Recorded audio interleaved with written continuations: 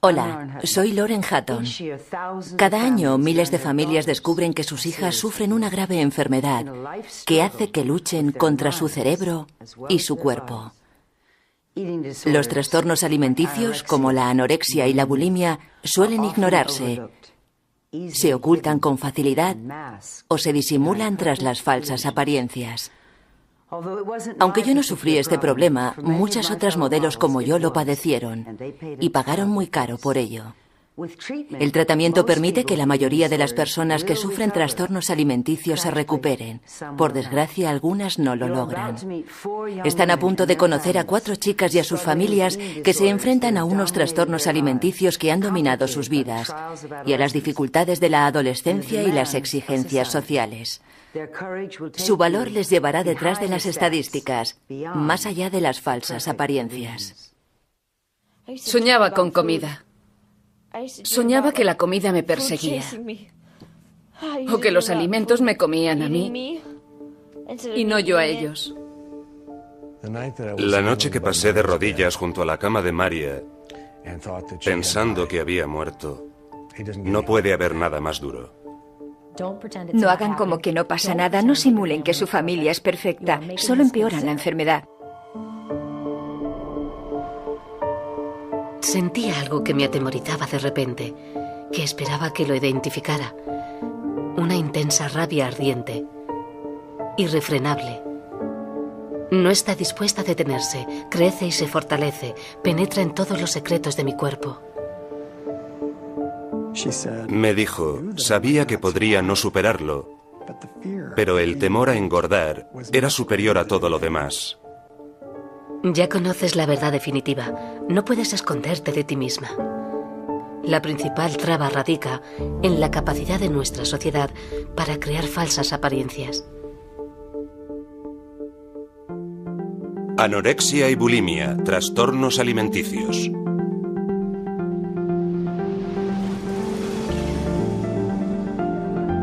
La anorexia y la bulimia afectan a más de 1 millón de personas en Estados Unidos, la mayoría chicas jóvenes. Si tuvieran que describirlas, seguramente dirían que son mujeres atractivas y de aspecto normal, pero comparten un problema muy serio. Tienen un concepto muy distorsionado de su cuerpo, así como de sí mismas como personas. Esta es la historia de 4 chicas jóvenes y de sus familias y su lucha contra los trastornos alimenticios. A los 26 años, Maria Hombacker vuelve a tener el control sobre su vida.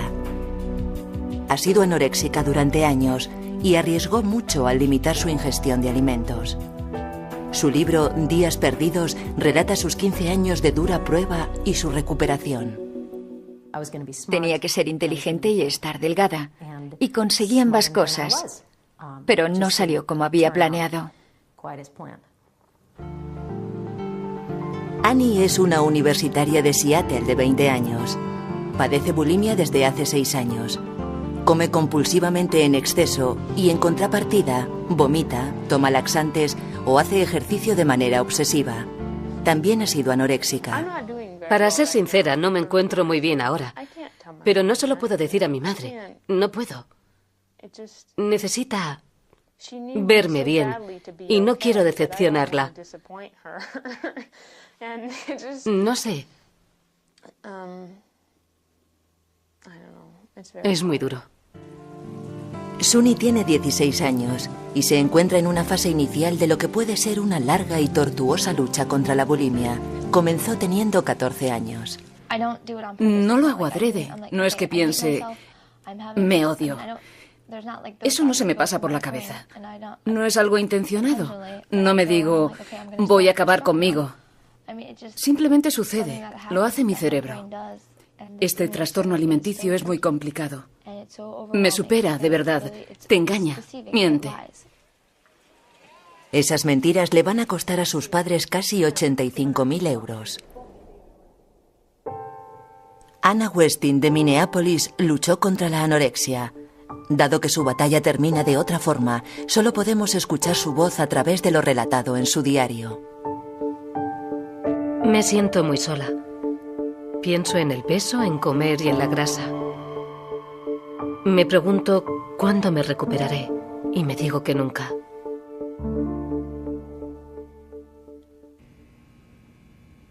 Al mirar atrás, Maria Hornbacher ve algunos puntos de inflexión en su lucha. Uno de ellos se dio aquí, en Low House, un centro de internamiento de Minneapolis, donde Maria vivió durante casi 12 meses. Vuelve por primera vez en 10 años y reflexiona acerca de la batalla a la que se enfrentó aquí. La felicidad no entraba en mi cabeza. No se me ocurría pensar que iba a ser feliz. Así que en lugar de ello decidí ser delgada e inteligente. Sabía que tenía que recuperarme y que debía abandonar las dietas. Dejar de obsesionarme con ello. Ser normal. No quería acabar como una de esas mujeres que odian su cuerpo. Tenía que ser una persona capaz de controlar su vida. Decidí no hacerlo, tenía que salir. Me engañé a la hora de salir y enfermé más de lo que creía posible. Estuve a punto de morir. Los trastornos alimenticios son enfermedades muy complejas, muy difíciles de tratar. El doctor Joel Yaraus es el director de la unidad de trastornos alimenticios del Hospital Metodista de Minneapolis. Lo achaca todo a una serie de factores: predisposición genética, química cerebral, influencias culturales, traumas, pérdidas y las complejas situaciones familiares. Se trata de enfermedades familiares. Dañan a muchas más personas aparte de quien lucha personalmente contra el trastorno alimenticio. El caos y la disfunción en las familias que sufren esta situación resultan devastadores. La psicóloga Pat Fallon lleva 20 años tratando los trastornos alimenticios. Cuando veo a las familias, siempre les pregunto. Me intereso en lo que creen que el trastorno alimenticio expresa en su hogar. ¿Es una voz? ¿Qué dice? ¿Está hablando? ¿Qué expresan la anorexia y la bulimia? ¿Qué está pasando? Maria vive en Minneapolis. Creció con unos padres que trabajaban en el teatro, actuando y dirigiendo. Como muchas otras personas con trastornos alimenticios, Maria sentía la presión, real o imaginaria, de unos padres que le imponían unas expectativas excesivamente altas. Crecí entre intelectuales. Mis padres pertenecen a ese mundo. Son dos personas muy inteligentes. Tanto que intimidan. Y quería ser como ellos. De verdad, quería ser como mis padres cuando creciera. Maria sentía que tenía que comportarse como un adulto, incluso cuando era muy joven. Era animadora, la editora del periódico del instituto, era la contralto solista, evidentemente soprano no, de todos los musicales. Participaba en las obras de teatro, jugaba al fútbol, hacía de todo. Era una chica brillante. Rompía los moldes en lo que se proponía. ¿Qué podía fallar? Pues mucho, todo fallaba. Al crecer, por ejemplo, no voy a decir que mis padres me presionaran, pero era evidente que el éxito era su meta principal, la de ambos. Evidentemente, el éxito era y sigue siendo de una forma peligrosa mi máxima aspiración. No creo que eso sea lo más sano del mundo. Antes la felicidad era lo más importante. Suni Eisenberg estudia tercero en un instituto de un pueblo cercano a Seattle. Libra una batalla contra los trastornos alimenticios parecida a la de Maria, pero su vida familiar presenta otros desafíos. La familia de su madre es de India, con ascendencia surafricana. Su padre es un radiólogo jubilado que se enfrenta a una invalidez que le ha postrado en una silla de ruedas durante casi la mitad de su vida. Para Suni, sus problemas son ridículos comparados a los de su padre. Me resulta duro hablar de él. Ni siquiera hoy en día puedo hacerlo. Ver cómo ha aceptado su vida tal y como es, tal y como vive, debe ser duro. No estar capacitado como el resto. En casa, Saras, la madre de Suni, está siempre ocupada y también trabaja como voluntaria. Me gustaría que mi madre se tomara una parte del día para sentarse a ver una película. Nunca la he visto hacer eso, ver una película de principio a fin sin tener que hacer nada. Annie estudia en la universidad. Estando en el instituto, su apretada agenda y sus buenas notas hacían que pareciera la viva imagen del éxito adolescente. Solo había un lugar en el que se sentía segura, junto a su caballo Icy. Sentía que sus presiones eran las normales dentro de una familia con otras preocupaciones. La regla de oro en mi casa cuando era pequeña era: no seas difícil. Era una especie de trágate tus necesidades y problemas y trata de hacerle la vida más sencilla a los demás. Vives en una familia con otras personas y tenemos que llevarnos bien, así que tendrás que acostumbrarte a ciertas cosas. Nos centrábamos en nuestra otra hija. Tenía problemas de depresión, que en ocasiones eran muy graves. Estábamos preocupados. Buscábamos ayuda para cubrir todas sus necesidades. Creo que ese fue uno de los motivos por los que no nos dimos cuenta de la depresión de Annie. Con mi madre siempre tuve la duda de: ¿doy la talla? ¿Soy buena persona? ¿Hago lo correcto? ¿Hago bien? ¿Hago bien? ¿Soy buena persona? Era siempre: mamá, ¿estoy haciendo lo correcto? Los niños con trastornos alimenticios suelen sentir que ellos son los responsables de mantener unida a la familia. No quieren provocar más problemas en una familia que ya sufre numerosas presiones. Anna Westin pudo haber sufrido esa sensación.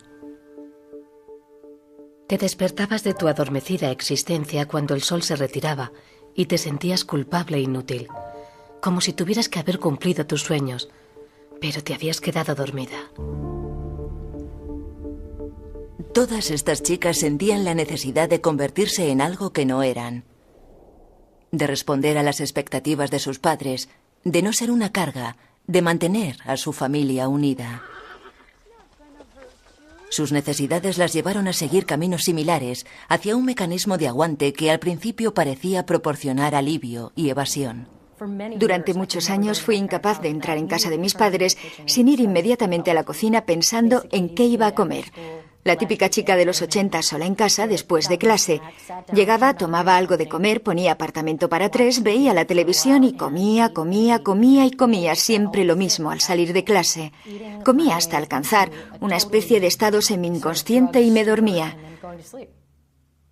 No sé por qué lo hacía. Quizás porque estaba aburrida o porque no quería pensar. Porque iba alguien a comer sin parar. No quería pensar ni sentir nada, era soporífero. Maria comenzó a odiarse porque comía demasiado. Hasta que sus amigas del instituto le hablaron de las purgas y decidió probarlo. La primera vez que vomité, llevaba años odiando mi cuerpo. Desde que tenía 4 o 5 años. Y aquella vez decidí por primera vez que estaba gorda. Dejé de ver la televisión, solté la bolsa de fritos y bajé las escaleras en una especie de estado adormecido.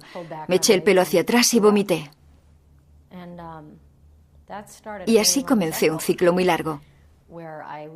Lo hacía todos los días después de clase y luego un par de veces al día. Luego empecé a evitar ir al instituto para quedarme en casa y vomitar y lo odiaba. Odiaba la sensación de hacerlo, era asqueroso.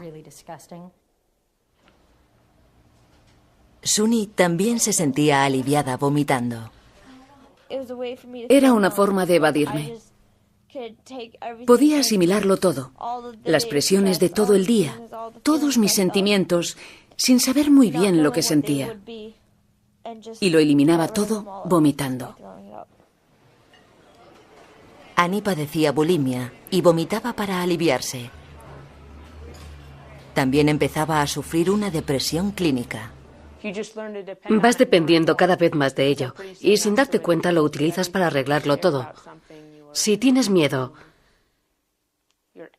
si estás enfadada, nerviosa, atemorizada, lo que sea, lo solucionas con tu trastorno alimenticio. sea cual sea el que sufras. Se parece mucho a una adicción, como el alcoholismo. La gente utiliza la bebida para evadirse, para asimilar ciertas cosas. La mayoría de las personas con trastornos alimenticios tienen otros problemas psicológicos, como ansiedad, adicciones, depresión o trastornos obsesivos compulsivos. Para María iba más allá de atiborrarse y vomitar. Sufría anorexia y hacía de todo menos dejar de comer. Empiezas a ponerte metas. Quiero bajar a 45, quiero ponerme en 40, ahora hasta 35 y cada vez vas bajando más. Recuerdo estar mirando a la báscula. Indicaba 30 y yo pensé, 25. Solo sabes que ya no te encuentras mal, ya no piensas en lo que te molestaba. Al principio es un alivio, te ayuda. Parece que va funcionando. Pero al final no sirve de nada. Necesitaban dejar de ver la bulimia como una solución a sus problemas personales. Debían darse cuenta de que se trataba de un problema que les afectaba en su vida diaria. Tenían que pasar de la negación de los efectos que el trastorno alimenticio tenía sobre ellas. Debían comprender que en realidad les impedía disfrutar de las relaciones personales y de la vida que deseaban. En una sociedad que apoya la imagen de la delgadez, resulta difícil para una mujer conciliar los halagos que recibe al adelgazar con el inevitable rechazo que se producía cuando alguien averiguaba cómo se consigue. Cuando estaba muy delgada, en el peso más bajo que alcancé, en esa época me paraban por la calle. Los chicos trataban de ligar conmigo en los bares y esas cosas. Mi salud era malísima. Estaba enferma. Pero me piropeaban mucho por estar tan delgada. Cuando el trastorno progresa, las pacientes empiezan a verse definidas por el mal y se sienten solas. Esperaba que todo el mundo se fuera a casa cuando solo quedaba el conserje y puede que algún profesor. Recuerdo el eco de mis pasos por el pasillo y el sonido en el baño cerrado y hueco, y lo que retumba el ruido de vomitar en un baño vacío, en un edificio vacío, en un instituto vacío. Es uno de los sonidos más solitarios que recuerdo.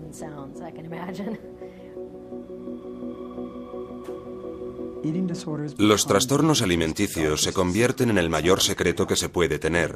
Nadie los comparte a no ser que sea con una persona que también padezca un mal similar y con la que se pueda compartir el problema.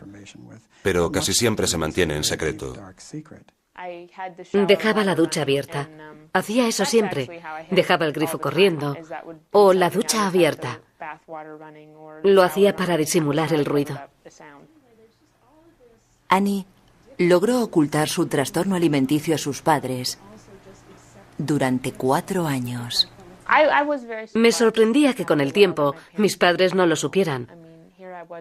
Es que vomitaba todos los días en su casa. Y me chocaba que no lo notaran, pero a la vez me sentía bien. Y tomaba medidas muy serias para que no lo supieran. Su madre, Ginger, no lo averiguó hasta que Annie estuvo a 3.000 kilómetros de su casa, en el segundo curso de su carrera en Illinois. Una compañera de la hermandad de Annie nos llamó desde la universidad y nos dijo, creo que su hija tiene un problema muy grave. Le respondimos, ¿qué? Y nos explicó, me parece que sufre bulimia. Contesté, no creo. Y se hizo un silencio hasta que nos contó que había estado hablando con una amiga que le había confesado que llevaba 4 años sufriendo este problema. Dije, ¿qué? ¿4 años? Me parecía increíble. Mi mayor miedo era que lo descubrieran, que supieran que no era tal y como pensaban y que era mucho más imperfecta de lo que creían. Y tendrían que asimilarlo. Mi madre iba a volverse loca. Yo pensaba, Dios mío, ¿qué pasará si se enteran? Es una experiencia demoledora, porque tus recuerdos de los últimos 5 años se vienen abajo. Fue como averiguar que no lo habíamos hecho bien. No teníamos ni idea de lo que le pasaba a nuestra hija. María también ocultaba su enfermedad a sus padres. Comenzó a provocarse el vómito con tan solo 9 años pero sus padres no lo averiguaron hasta que cumplió los 14, cuando fueron a visitarla al internado. Para entonces ya sufría anorexia. Cuando la vi, casi me desmayo al verla tan cadavérica. Estaba muy nerviosa, alterada e hiperactiva. Tenía la cara llena de marcas, las que aparecen debido a la anorexia muy grave. No una que se sufre desde hace una semana. Había perdido el 25% o más de su peso. Se trataba de una crisis evidente. Llegué a un extremo en el que prefería estar muerta. De hecho, rezaba todas las noches: quiero morir mientras duermo, no puedo seguir así. La noche que pasé de rodillas junto a la cama de Maria, pensando que había muerto, agarré su mano y recé: no puede haber nada más duro. Cuando los padres de Suni descubrieron el problema de su hija, su rendimiento escolar había bajado, sufría una depresión y su bulimia iba a peor.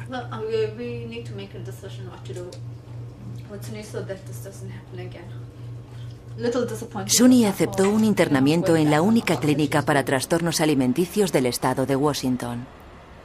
Pero cuando sus padres llamaron al centro, descubrieron que habían cerrado unos días antes. Una noche de invierno de unas semanas más tarde, Suni robó un frasco de las pastillas de morfina que su padre tomaba para sus continuos dolores. Después bajó a darle un beso de buenas noches. Le dije: te quiero, papá, siempre te querré. Era una especie de señal como diciendo: adiós, y me tomé 1500 miligramos de su morfina. Mi marido vino a la cama y no se podía dormir. Yo tampoco podía. No dejaba de decir: esta niña está muy deprimida. Ve a ver si ha intentado suicidarse o si lo va a hacer. Ve a ver. Saras acudió a la habitación de su hija. Suni estaba inconsciente. Solo recuerdo que tenía la mandíbula apretada. Estaba muy tensa. Tuve que tirar con las manos para intentar que le entrara el aire. La ambulancia llegó justo a tiempo. Mi trastorno alimenticio estaba fuera de control. No podía recuperar las riendas de mi vida. Había tocado fondo. Tenía dos opciones: o la utopía de recuperarme enseguida, o aquí se acaba todo. Y escogí la segunda. A pesar de su careo con la muerte, Suni pasó poco tiempo en el hospital. 2 semanas más tarde volvió al instituto. Esa noche volvió a intentarlo. Justo 2 semanas más tarde. Sobredosis. Esta vez me lo dijo muy claro. Llegó y me dijo: quiero que me llevéis al hospital. Y le contesté: ¿por qué? Me dijo: otra sobredosis. Era una forma de decir: necesito ayuda, la necesito ya. Pero sin esas palabras. Era como si lo disimulara. Actuaba, montaba un número y me creía que todo iba bien. Pero no era así. Los gritos de ayuda de Suni recibieron una respuesta. Disfrutó de una segunda oportunidad. Para Anna Westin las dudas eran más profundas. A los 17 años se cuestionaba su propia existencia. Dudamos de nuestra cordura. Pensamos que nos hemos vuelto locos y caemos en el foso de la vida perdida. ¿Qué quiero? Es la pregunta más difícil, porque tengo 2 respuestas enfrentadas. Una me matará, y a veces me parece la más acertada. A los 20 años, la anorexia de Anna se había agravado tanto que el médico de la familia advirtió que si no la hospitalizaban podría morir. La ingresaron en el Hospital Metodista de Minneapolis. Me asusta todo lo que está sucediendo. No puedo controlar mis pensamientos. Sé muy bien lo que tengo que hacer, pero es muy difícil. Sufro cambios de humor. Puedo estar deprimida y un segundo después puede suceder algo que me devuelve la sonrisa.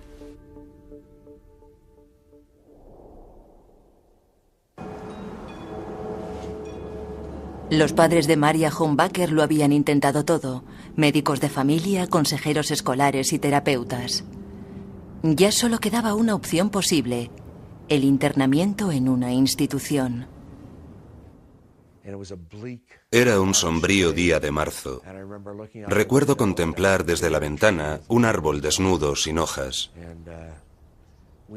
Sabíamos que esta era su última oportunidad para recuperarse. Era consciente de que estaban hablando acerca de internarme en un psiquiátrico. Había alcanzado ese punto de locura. Se trataba de algo serio. Iba más allá de intentar ser una chica alta y delgada. Miraba al infinito envuelta en un abrigo, sentada en una silla, meciéndome hacia adelante y hacia atrás, y había una serie de personas decidiendo dónde ingresarme. Jay y Judy llevaron a Maria a Low House, un centro al que acuden las adolescentes con problemas mentales y emocionales cuando el resto de remedios fallan. Fue horrible, horrible. Mi madre lloró y eso no pasa nunca. No llora nunca. No hablamos demasiado. Le dijimos que la queríamos y no dejábamos de abrazarla. Ella lloraba, nosotros también, y la dejamos ahí. Cerraron la puerta cuando nos marchamos y ya no podía salir. Estaba encerrada. Creía que me iba a morir sin más. Estaba encerrada en una de esas habitaciones con ruidosos fluorescentes y no podía decidir nada en absoluto. Ya no era algo surrealista, se acabó la fantasía, ya no era emocionante y a nadie le importaba que estuviera delgada. La familia de Annie también buscó ayuda profesional. Abandonó los estudios universitarios en segundo y buscó voluntariamente un centro de internamiento.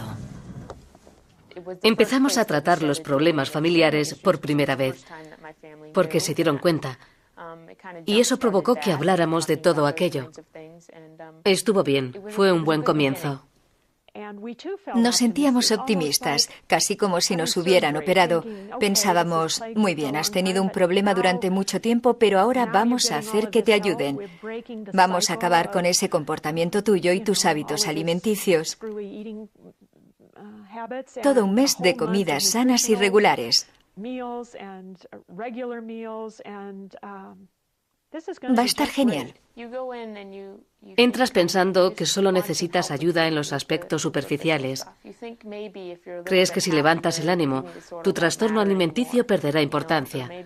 O tal vez que tienes un trastorno moderado. No piensas que vas a tener que cambiar por completo. Los pacientes como Annie suelen requerir psicoterapia, y esta suele combinarse con medicamentos antidepresivos y tutorías alimenticias. Los terapeutas tratan de hacerles comprender su comportamiento. Ese es el primer paso en el camino a la recuperación. La terapia individual suele complementarse con terapia familiar.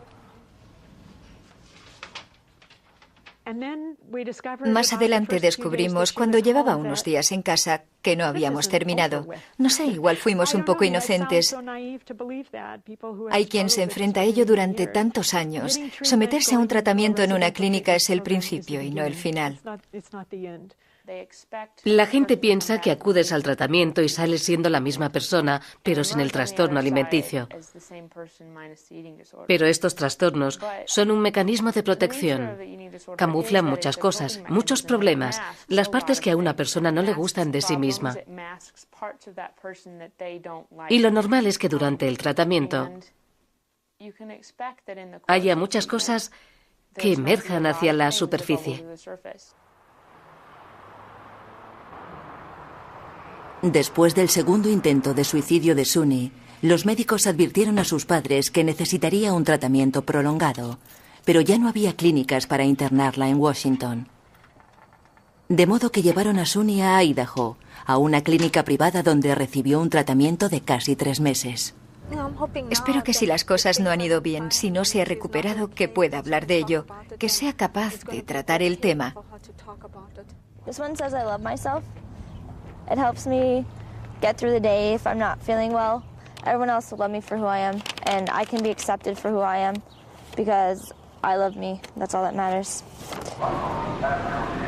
Sunny insiste en que está preparada para volver a casa, pero aún queda mucho por resolver. Oh, Mom, you know, that's your fault. No, get away from me.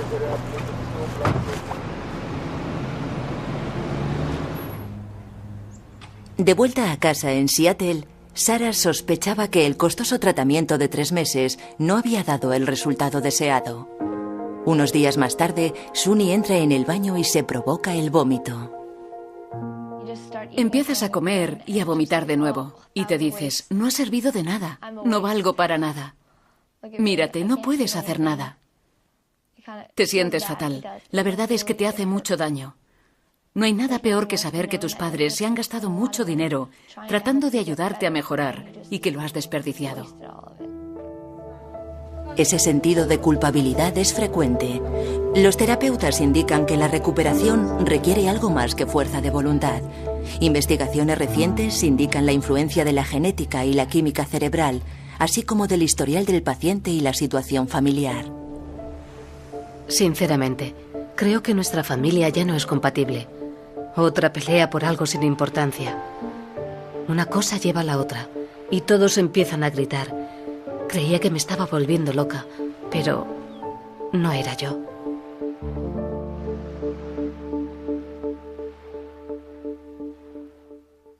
No quería necesitar nada de mi madre. Me veía pegajosa. Así es como describía ella a los niños. Cuando se cansan se vuelven pegajosos. No quería serlo, ni pedir demasiado, ni ser una llorona. No quería molestarla. Ni siquiera quería hacerle perder la calma. Creía que los niños tenían que madurar bastante rápido y que tenían que seguirte la corriente, adaptarse a lo que hiciera el resto y formar parte del bloque. Quería ser perfecta, porque si no lo conseguía, o si no lo aparentaba, si alguien notaba que no era perfecta, me odiarían y se alejarían de mí. Y los necesitaba. ¿Qué sería de mí sin ser perfecta? No daría la talla. Sería mediocre.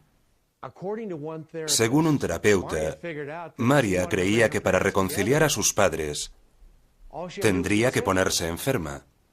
Y escuchar eso fue duro de verdad. Creo que enfermé porque estaba cansada. Ya no podía más. Ya no quería ser la perfecta. Pensé, vale, seré la enferma. Ahora de verdad, se va a ir todo a la mierda. ¿Queréis que se vaya todo a la mierda? Pues ahora veréis. Allá vamos. Estoy harta de vuestras peleas.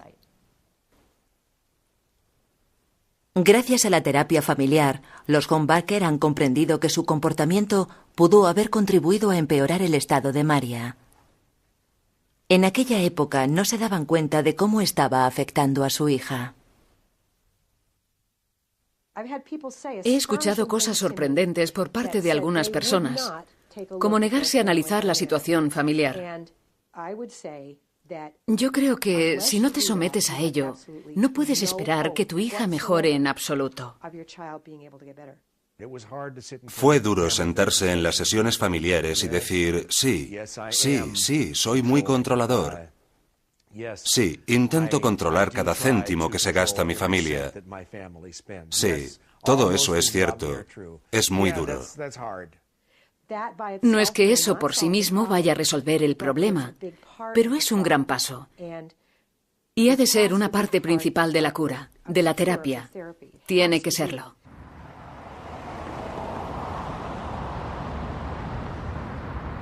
Annie sigue ahora una terapia individual. Esto ha supuesto una fuente de conflicto. Estoy segura de que mi madre pensaba que la terapia y el tratamiento tienen que centrarse en mí, en que yo cambie y aprenda a vivir de otra forma.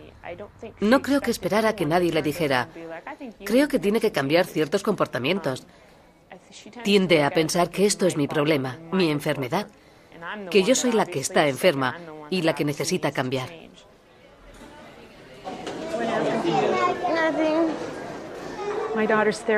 La terapeuta de mi hija le ha dado un libro llamado The Narcissistic Family, la familia narcisista. Era un feroz ataque contra los padres que ignoran las necesidades emocionales de sus hijos. Y no comprendía los motivos para que leyera ese libro.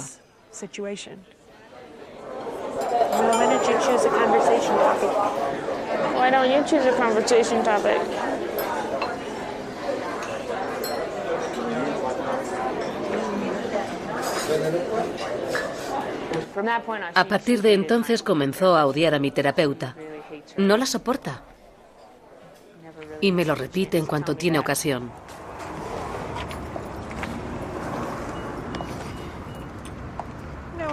This tire looks really low. Next time you go to the gas station, you might check it. We were just at the place yesterday. El trato que recibimos en estos casos es: será mejor que mantengan las distancias. ¿No creen que ya han causado suficientes problemas? Si mi tratamiento se enfocara como quería mi madre, empeoraría. Estoy segura. Mark, el padre de Anna Westin, se sentía atrapado entre su voluntad de arreglar la situación y el descubrimiento del insidioso origen de la enfermedad de su hija. Estaba convencido de que, de algún modo, podría abandonar su comportamiento. Pero más adelante comprendí que me equivocaba. Se trata de una enfermedad muy difícil de entender, un trastorno muy duro, porque el que lo sufre no tiene fuerza de voluntad ni valor suficiente para reunir fuerzas para salir de ahí. No es ese tipo de enfermedad. Los tratamientos para casi todos los trastornos alimenticios requieren un largo y difícil proceso. La media de tiempo empleado para recuperarse es de 7 años, y para la familia supone una dura prueba. Son una parte de la ecuación, pero la mayoría comprende que, en definitiva, es la paciente la que debe realizar el esfuerzo de recuperarse. Durante el verano previo a su último curso en el instituto, Suni sigue adelgazando. No sabe qué hacer. Trato de ser más fuerte. Pero es muy difícil, de verdad que lo es. Solo eres capaz de echarte a llorar y decir: ¿por qué no se va? Que se vaya con otra persona. Ya lo he sufrido bastante. Desesperados, sus padres encuentran una clínica en Arizona, Remuda Ranch, pero el coste es de 70.000 euros y el seguro no cubre nada.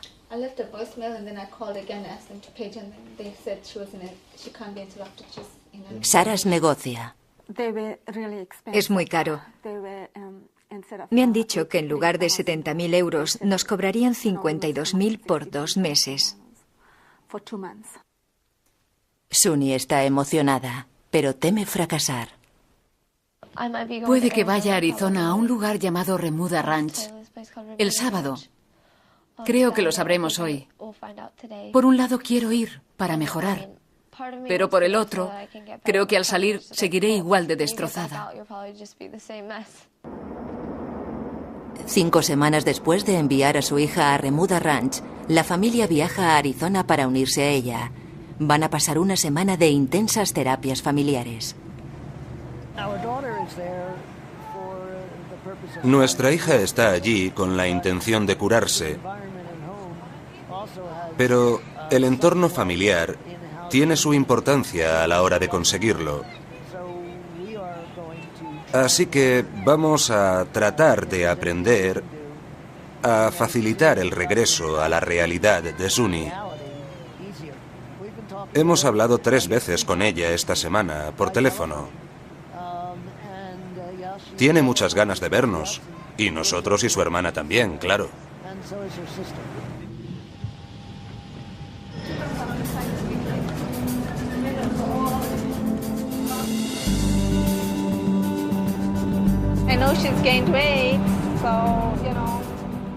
Sé que ha engordado, así que tengo ganas de volver a ver a una chica sana. Es muy difícil, porque dicen que es un proceso muy largo. Recuperarse lleva mucho tiempo. Una no se recupera en 1 o 2 meses. Suni asegura estar lista, quiere volver a casa. Mi marido y yo no pensamos lo mismo.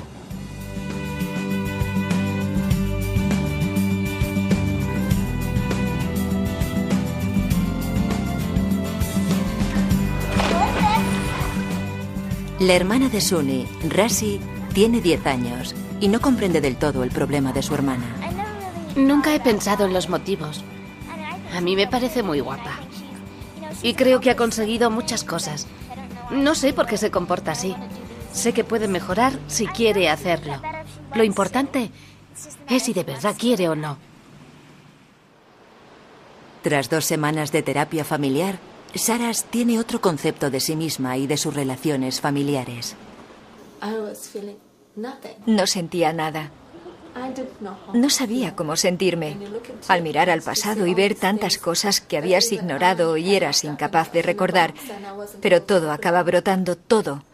Porque a no ser que seas sincera contigo misma, no serás capaz de curarte.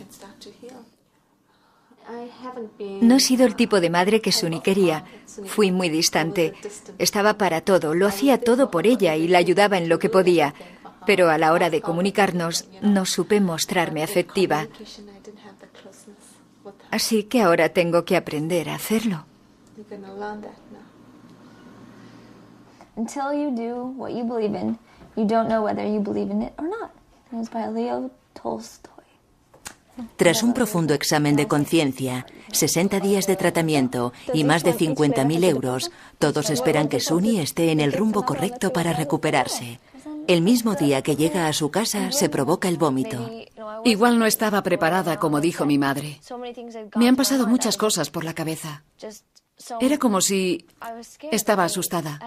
Me sentía desplazada en un entorno en el que había vivido mucho tiempo. Estoy muy triste. Sobre todo al ver que ha desaparecido la comida, porque resulta evidente, no está engordando, pongámoslo así. Así que te das cuenta de que la chica sigue vomitando y purgándose. Si alguna de estas chicas fuera drogadicta o alcohólica, sus padres contarían con el apoyo de su seguro médico a la hora de pagar semanas o incluso meses de tratamiento, pero se han visto obligados a pagar por sí mismos todo el coste de las terapias. Volvemos al principio del principio. Un nuevo comienzo. Huele a nuevo. Sabe a nuevo. Parece nuevo. Da la sensación de ser nuevo. Camisetas, sandías y refrescos. Renovador. En casi todos los estados, la mayoría de compañías de seguros no facilitan un internamiento a largo plazo para trastornos alimenticios. Los padres de Anna Westin, Mark y Kitty, lo averiguaron de la forma más dura. La compañía de seguros, que no había hablado nunca con Anna ni sabía nada de ella, argumentó que no había una necesidad médica. Me parece obsceno. Me da muchísima rabia.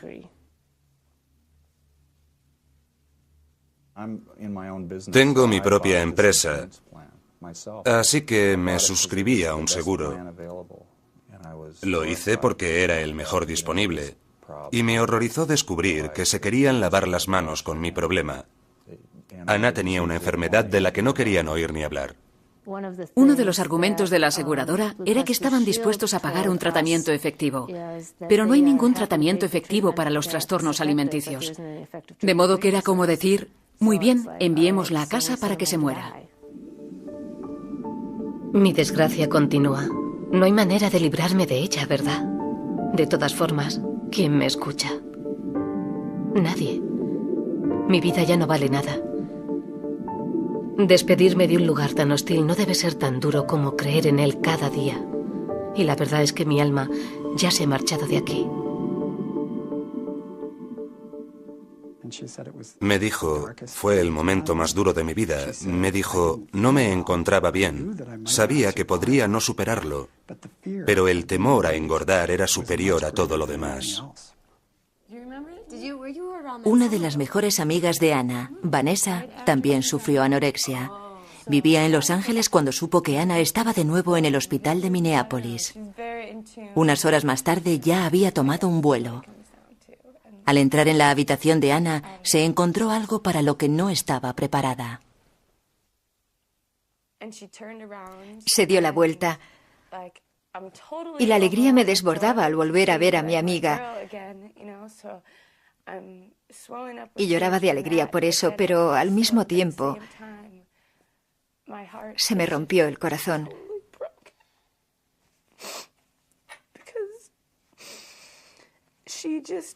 Porque no era ella. No como yo la recordaba.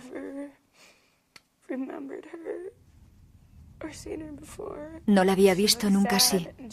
Estaba triste, parecía otra persona. No mi Annabel. Había perdido mucho peso en esos 4 meses. Eso fue lo que me destrozó. Porque me di cuenta de que la enfermedad la tenía totalmente dominada. Acabaré por caer. Permaneceré en coma durante unos momentos hasta que mi pálida luna se ponga. Todas las estrellas se caen rápidamente del cielo enrojecido. Duermen entre las pilas de hojas caídas, bajo las aguas templadas. Anna Westin sucumbió a su enfermedad. El 17 de febrero de 2000 se administró una sobredosis de calmantes.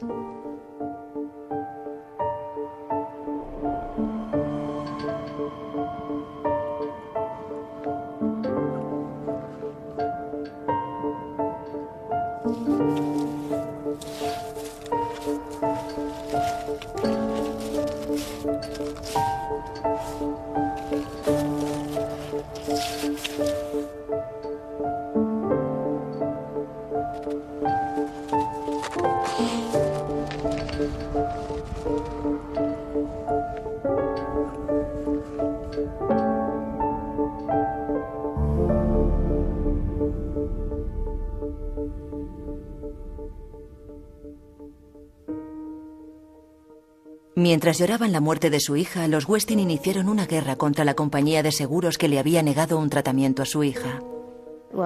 La negativa de la aseguradora no causó la muerte de Anna, pero creo que contribuyó.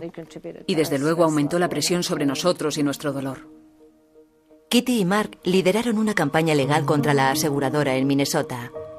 En un acuerdo histórico alcanzado en junio de 2001, la aseguradora accedió a pagar al Estado casi 7 millones de euros para tratar a pacientes a los que se había negado un tratamiento.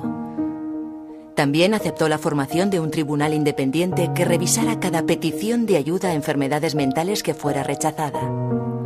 Los Westin recibieron 800.000 euros y los están utilizando para crear la primera clínica de Minnesota para el internamiento y el tratamiento de trastornos alimenticios.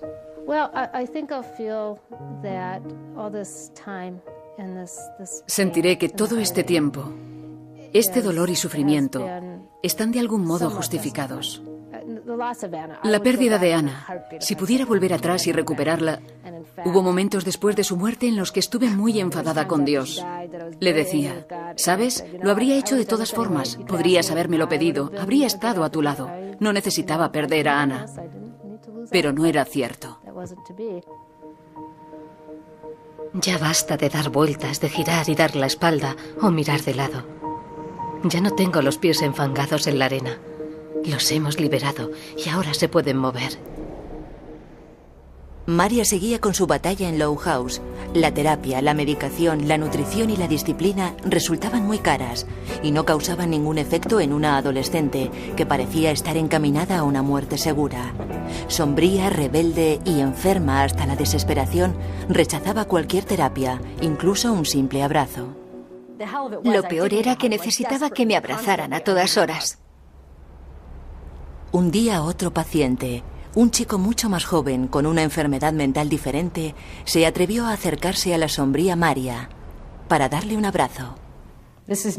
No fue una especie de momento místico, solo era un niño de 12 años con gafas dándome un abrazo porque ya no podía más. Empecé a llorar y me dio una palmada en la espalda. Me dijo, no pasa nada, tranquila, si quieres te doy otro mañana. Y no sé, empecé a recuperarme.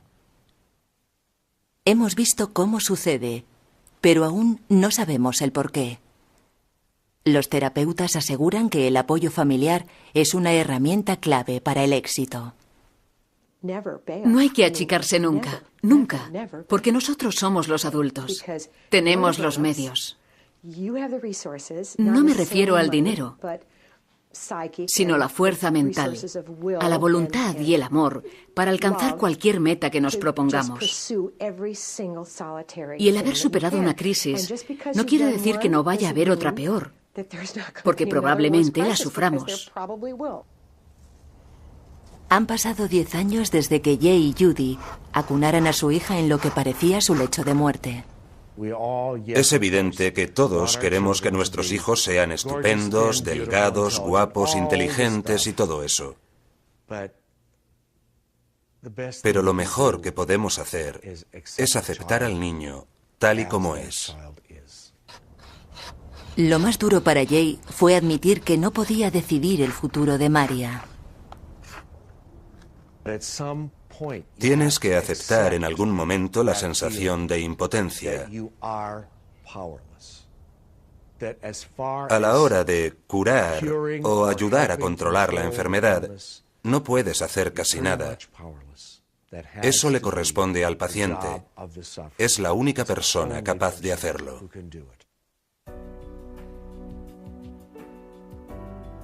Tomé una decisión que rara vez se toma en este mundo, y era averiguar lo que pasaba y arreglarlo. Tuve que sufrir mucho para recuperarme. Lo más seguro es que tenga que enfrentarme a la comida todos los días. Creo que las familias deben saber eso.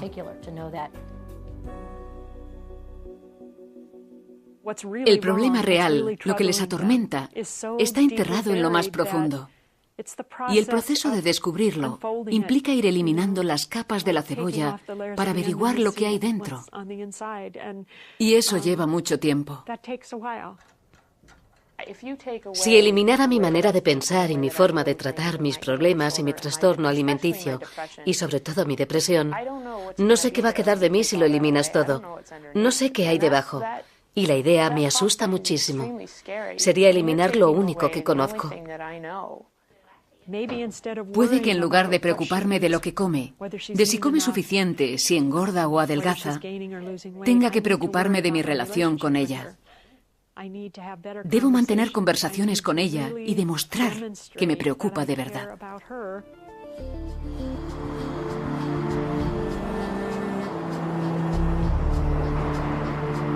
Saras se ha unido a un grupo de terapia para padres, para intentar ayudarse a sí misma, a su hija y a otros padres que puedan estar descubriendo que sus hijos sufren un trastorno alimenticio. From the time she was little, you know how you do with little babies, you scratch their back. Well, I'm still scratching her back. But now all I'm scratching is bones. So... Cuando empecé con las sesiones me decía, ¿por qué voy a preocuparme? Mi hija sigue estudiando, saca sobresalientes, todo va bien. Y no te das cuenta de que al cabo de un año sus notas empeorarían, intentaría suicidarse y tantas cosas. Todo se vino abajo. Cuando pienso en ello me doy cuenta de lo importante que es volver a la terapia porque hay otros padres que lo ignoran, porque sus hijos no han sido diagnosticados o no han encontrado ayuda para ellos y si no la consiguen se verán en mi misma situación. Enfrentarse a ciertos aspectos conlleva un esfuerzo enorme para una familia. Abrirse como padre y decir, estoy dispuesto a esforzarme en lo que pueda. Si he causado algún mal, haré lo que me digas para ser de ayuda. Eso puede suponer una terapia en sí. Y he visto reacciones muy positivas ante esta actitud que han llevado a una recuperación. Con tiempo, esfuerzo y tratamiento, Maria logró superar su enfermedad y recuperarse. Annie y Sunny siguen librando su batalla para conseguirlo. Anna Westin nunca tuvo la oportunidad. Nunca habrá un momento en el que no seas tú misma. Hay quien tratará de ocultar su existencia, aparentando ser quien no es. Pero ¿para quién actúa? Ya conoces la verdad definitiva. No puedes esconderte de ti misma.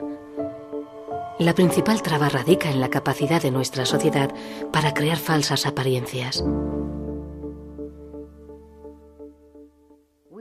Seguimos aprendiendo acerca de las causas, tratamientos y la prevención de trastornos alimenticios. Con el tratamiento adecuado, la mayoría de los pacientes se recuperan.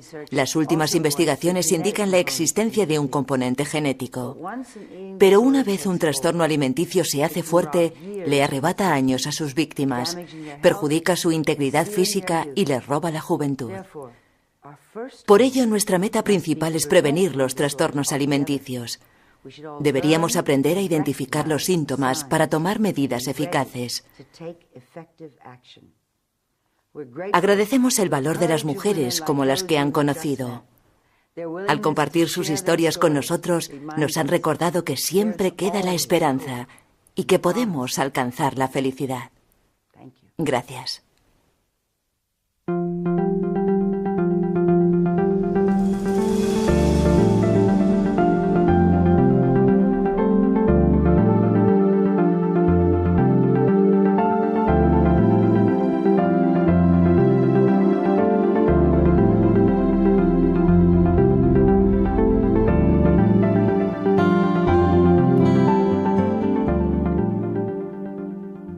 Sunny tiene 16 años y se encuentra en una fase inicial de lo que puede ser una larga y tortuosa lucha contra la bulimia.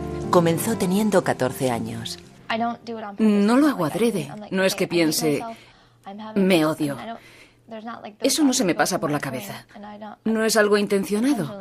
No me digo, voy a acabar conmigo. Simplemente sucede. Lo hace mi cerebro. Este trastorno alimenticio es muy complicado. Me supera, de verdad. Te engaña, miente. Esas mentiras le van a costar a sus padres casi 85.000 euros. Anna Westin de Minneapolis luchó contra la anorexia. Dado que su batalla termina de otra forma, solo podemos escuchar su voz a través de lo relatado en su diario. Me siento muy sola. Pienso en el peso, en comer y en la grasa. Me pregunto cuándo me recuperaré y me digo que nunca.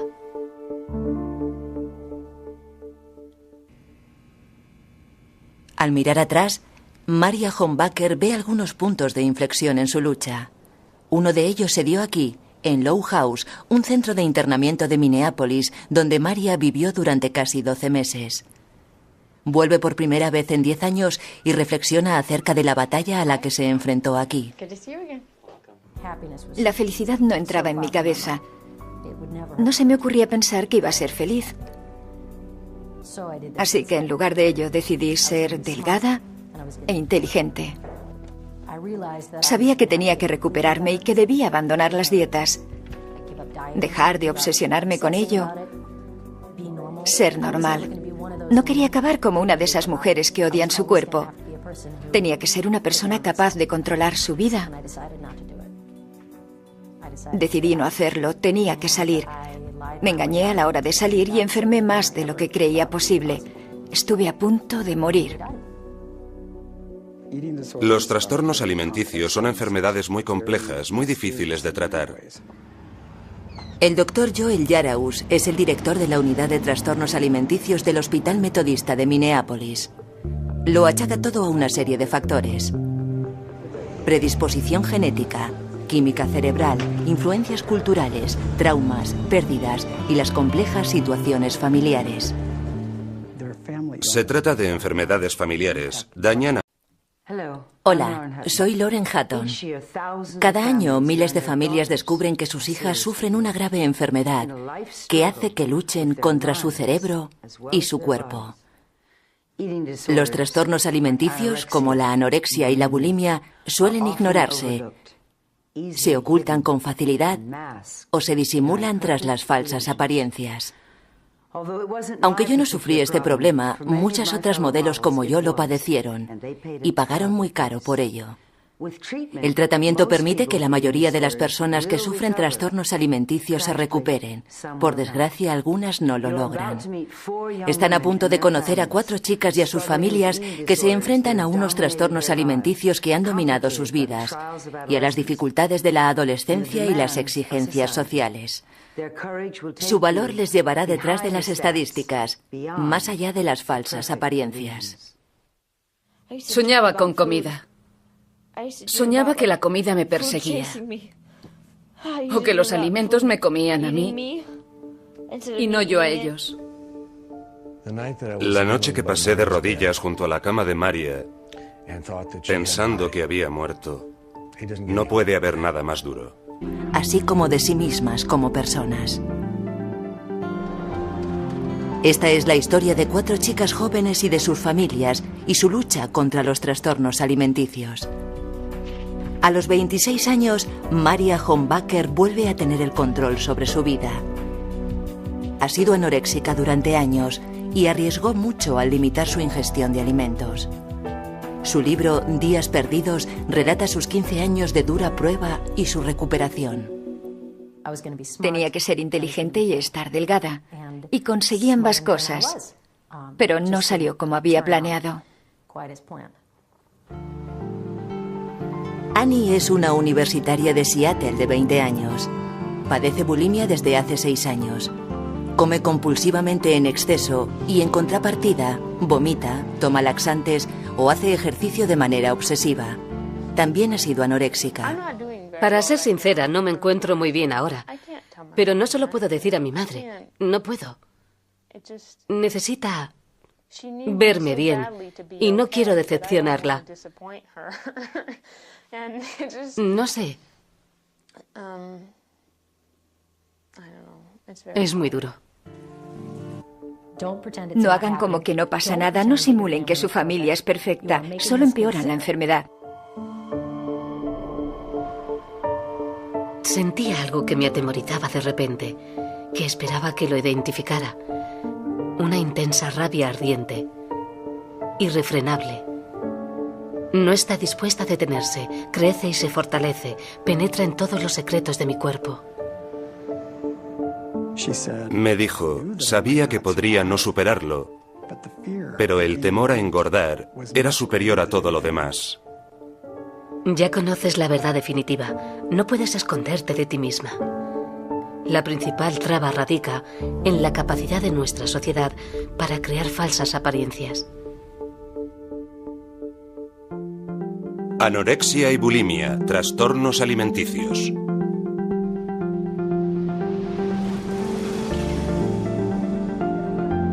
La anorexia y la bulimia afectan a más de 1 millón de personas en Estados Unidos, la mayoría chicas jóvenes. Si tuvieran que describirlas, seguramente dirían que son mujeres atractivas y de aspecto normal, pero comparten un problema muy serio. Tienen un concepto muy distorsionado de su cuerpo